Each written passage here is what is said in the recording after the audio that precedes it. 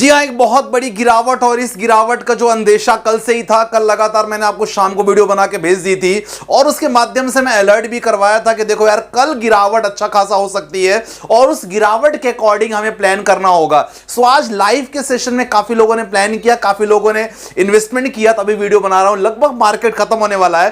सबसे पहले मार्केट की कंडीशन देखते हैं, फिर काफी लोगों के सवाल, क्योंकि लाइव में काफी लोग नहीं आए। अगर मैं बात करूंगा सेंसेक्स की, बात करते हैं सर, 2119 पॉइंट एग्जैक्टली। मुझे उस सिचुएशन याद आ गई जब रशिया यूक्रेन की वॉर स्टार्ट हुआ था।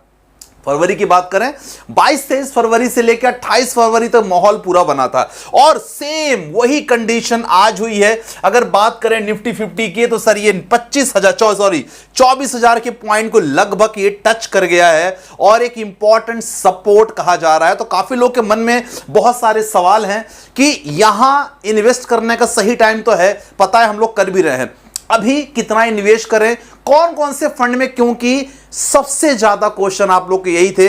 म्यूचुअल फंड का चैनल, डेफिनेटली म्यूचुअल फंड के बारे में बताऊंगा। स्टॉक मार्केट के लिए शेयर मार्केट में संदीप का चैनल है, डिस्क्रिप्शन में है, आप उसको कर सकते हो सब्सक्राइब। उस पर वीडियो आ जाएगी, कौन से शेयर में इन्वेस्ट करें, किससे दूर भागें, तो वो अलग रहेगा। लेकिन यहां इंपॉर्टेंट है कि कौन से म्यूचुअल फंड में कर सकते हो, अच्छा मौका है, और कितना करना जरूरी है, क्योंकि कहानी कुछ और है। अभी कहानी जब आपको पता चलेगी, हो सकता है थोड़ा सा डर और रहे, लेकिन अल्टीमेटली कुछ चीजें ऐसी है ना जो हमारे कंट्रोल में नहीं है भाई साहब। अब ये कंट्रोल देखो क्या है, बेसिकली देखा जाए, अगर यूएस की कहानी देखा जाए तो यूएस की कहानी आप देख सकते हैं अभी भी 610 पॉइंट नीचे है। लेकिन ये तो रहा सेंसेक्स और निफ्टी 50 जो पूरी तरह गिर चुके हैं। लोगों के बहुत सारे प्रश्न, 6 महीने में जो भी कमाया सब खत्म हो गया सर, अंत क्या होगा, ये कब तक चलेगा। देखो कहानी सिंपल सी बात है, दो चीजें एक साथ हुई है। पहली बात, यूएस में रिसेशन, नौकरी की कमी यूएस में। अब ऐसा लग रहा है यूएस को, क्योंकि यूएस देखो सबसे ज्यादा माइटेस्ट कंट्री माना जाता है, दुनिया का सबसे ज्यादा शक्तिशाली देश। एक ऐसा देश है जहां से एक्सपोर्ट इंपोर्ट सबसे ज्यादा होते हैं, कोई भी सामान को लेकर बात करें। और अगर यूएस की बात करें तो डेफिनेटली दूसरा केस ईरान इजराइल, वो तो चल ही रहा है। वहां से हमारे आईटी सेक्टर को बहुत ज्यादा कमजोरी देखने को मिली आज के मार्केट में। लेकिन इजराइल और ईरान की बात करें, रिसेंटली पता चला कि ईरान हमला कर सकता है इजराइल पे, यूएस के बताने के बावजूद भी। मतलब यूएस ने यहां क्लियर इंस्ट्रक्शन दिया कि भाई साहब अभी आपको ऐसा कुछ मत करना जिससे सिचुएशन आ जाए, लेकिन उसके बाद भी ईरान रेडी हो रहा है करने के लिए। तो यहां रशिया की हेल्प ली जा रही है, ईरान ने यहां रशिया की हेल्प लिया, उनके माध्यम से बहुत सारे जो वेपन्स होते हैं वो वेपन्स भी मंगवाए जा रहे हैं। ये बिल्कुल लेटेस्ट अपडेट है। तो आने वाला 24 से 48 घंटा बहुत इंपॉर्टेंट हो सकता है। सच बताऊं, कोई डरावने वाली कहानी आपको नहीं बताना चाहता, लेकिन सिचुएशन जो है वो बताना बहुत जरूरी है। अब एज ए रिटेल इन्वेस्टर हम लोग, म्यूचुअल फंड वाले, आज हम लोगों ने ठीक ठाक इन्वेस्ट किया, अच्छा इन्वेस्ट किया। स्ट्रेटजी मैंने कल बता दी थी। अब इंपॉर्टेंट फैक्टर आपको कुछ नहीं पता चलेगा, क्योंकि देखो केवल हमारा भारत नहीं भाई साहब, जापान 21% नीचे गिर गया, कोरिया की बात करें वहां का इंडेक्स, हांगकांग की बात करें तो पूरे वर्ल्ड में है। और जब कहानी होती है ना, कहते हैं कि अगर विदेशी कुछ रीजंस की वजह से मार्केट डाउन होता है तो समय लगता है।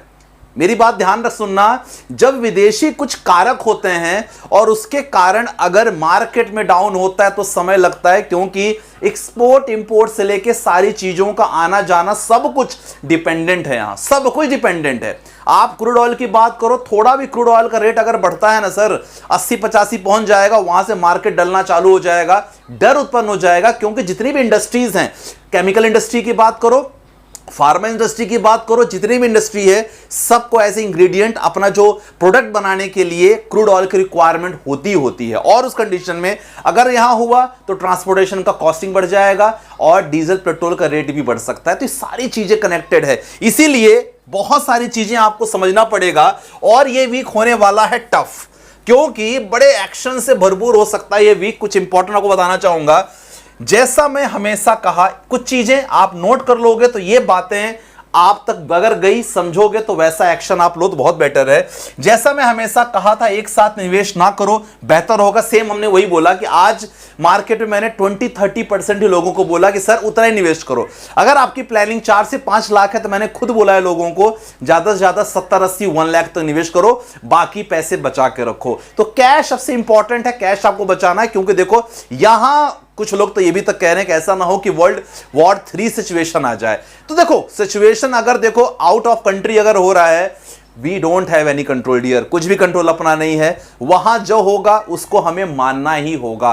अब जो लोगों ने इन्वेस्ट किया है उनके लिए और कहानी, हार्ड डीप में थोड़ा थोड़ा इन्वेस्टमेंट करते रहो। ये वीक अगर टफ होने वाला, देखो ध्यान रखना मैंने क्या बोला, यहां वीक का मैंने लिया, अगर वीक टफ होने वाला है मतलब आप समझ रहे हो अपॉर्चुनिटी दोबारा आने वाली। तो कहने का क्या मतलब है कि अगर आपने आज भी निवेश करने से चूक गए तो कोई दिक्कत वाली बात नहीं। यहां बहुत इंपॉर्टेंट है कि देखो यार बिकवाली चालू है, एफआईआईज लगातार बेच रहे हैं, लेकिन हम डीआईआईज कितना खरीदें यार। प्रॉब्लम यह होती है कि पैनिक सिचुएशन में डर की भी चीज रहती है, उसमें खरीदना एक रहता है कि फैक्टर की कितना नीचे तक खरीदें, क्योंकि डिप और भी हो सकता है। अभी हर डिप में थोड़ा थोड़ा इन्वेस्टमेंट करना, ये थोड़ा थोड़ा ध्यान रखना, ये मौका बार मिलेगा। ये गिरावट कोई आखिरी गिरावट नहीं है, हो सकता है कि आने वाले 2, 4, 5 दिनों में सिचुएशन मिले, हो सकता है कल की भी सिचुएशन थोड़ी खराब रहे। तो कोई कुछ नहीं जानता यहां क्या हो जाए, कुछ पता नहीं, क्योंकि लास्ट टाइम क्या हुआ था, ईरान ने इजराइल पे छोटे मोटे मिसाइल तो फेंके, इसके बाद कुछ, लेकिन आपको पता चला होगा कि हमास के मृत्यु के बाद यहां इजराइल बदला लेना चाहेगा, 100% कुछ ना कुछ एक्शन होगा।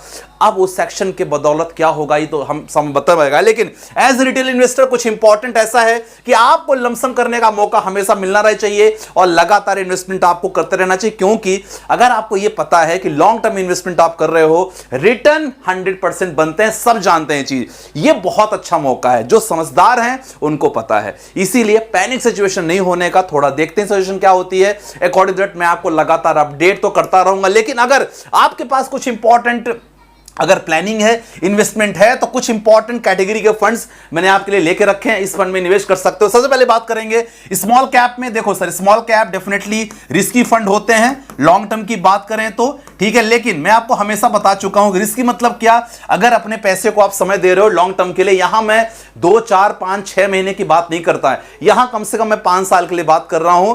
तो ये मेरी चॉइसेस हैं, कोई रिकमेंडेशन नहीं है कि आप इसको लो ना लो, कोई दिक्कत नहीं है। और मैं तो कहता भी हूं कि मेरी बात मत सुनो, अगर आपका मन है तो ना सुनो, कोई दिक्कत नहीं है, लेकिन खुद की स्टडी जरूर करो, फंड का पुराना इतिहास देखो, क्योंकि ये मेरा ओपिनियन है कि मुझे ठीक लग रहा है ये fund.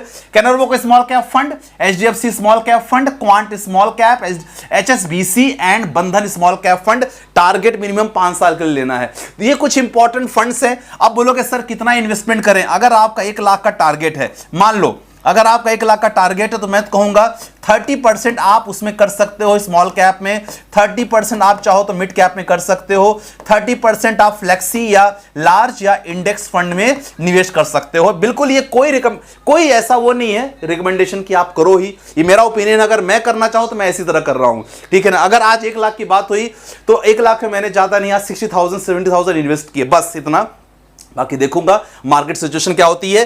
These are the small cap fund जिसमें निवेश कर सकते हो। क्यों मैं ये स्लाइड बनाया, क्योंकि आप लोग सबसे ज्यादा क्वेश्चन ये पूछते हो, जब भी आप पोर्टफोलियो वगैरह बनवा रहे हो तब भी ये क्वेश्चन पूछते हो कि सर कौन से फंड में निवेश करें, कितना निवेश करें। तो पोर्टफोलियो बनाने के लिए आप डिस्क्रिप्शन में व्हाट्सएप नंबर है, उस पर आप संपर्क मुझसे कर सकते हैं। चलो मिड कैप की बात करें, कुछ इंपॉर्टेंट मिड कैप, लगातार इसके बारे में बात करता रहता हूं मैं, और मैं कहूंगा आराम से बाई करने का, आराम से खरीदने का। अगर आपके पास ऑलरेडी है तो मैं यही कहूंगा कि रुकने का, बिल्कुल यहां कोई जल्दबाजी नहीं करने का कि आप कोई जल्दबाजी कर रहे हो, कुछ भागा नहीं जा रहा माय डियर फ्रेंड्स। ये सिचुएशन पहले भी आ चुकी है।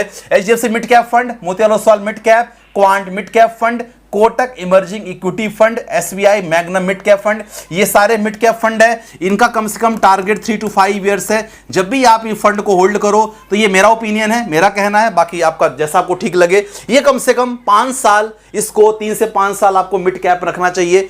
रिटर्न भी ठीक ठाक मिलता है लॉन्ग टर्म में। और सही बात बताएं, इस फंड में अपॉर्चुनिटी ऐसी होती है कि रिस्क बहुत कम रहता है। जो लोग रिस्क वैसी चीजों को जानते हैं उनके लिए बताऊं तो खासकर अभी मार्केट में अगर लमसम करने का प्लान हो तो मिड कैप ऑप्शन बहुत बहुत अच्छा माना जा रहा है। अब तीसरी बात करते हैं सर, कुछ लार्ज कैप फंड।